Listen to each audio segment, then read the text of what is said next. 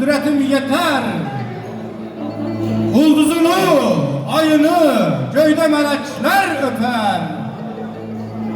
Her renginde ya gazi, ya şehit bir mem biter.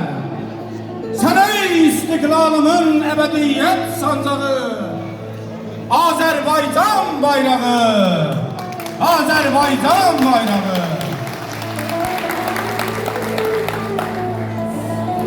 Yağının min hilesi, fitne fesattan keser.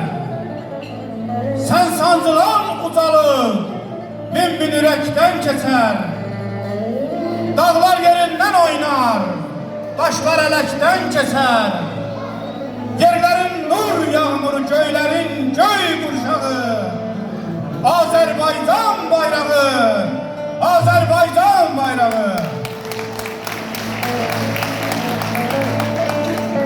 Vətən, başa çox iş gələr, başa eymə, başın sağ olsun. Biz ölmək üçün doğuluruq, ay vətən, torpağın, daşın sağ olsun. Neçə dəfə keşin qalıb,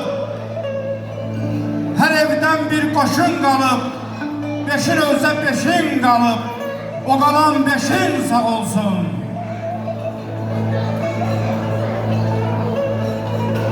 Sen Arazın, Samur'un, Samur'una belendin. Dağı ağlar göysenin, buluduna belendin. Derbendin dert hıçkıran sükutuna belendin.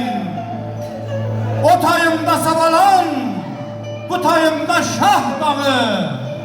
Azerbaycan bayrağı, Azerbaycan bayrağı. Sensen azadlık eşkim, sensen hür diyeceğim. En son nefesimde de sana can diyeceğim. Şuşuya sen konduğun taşa pir diyeceğim. Çekeceğim gözüme kölgem düşen torpağı. Azerbaycan bayrağı, Azerbaycan bayrağı. Eşk olsun muhteşem bayrağımıza.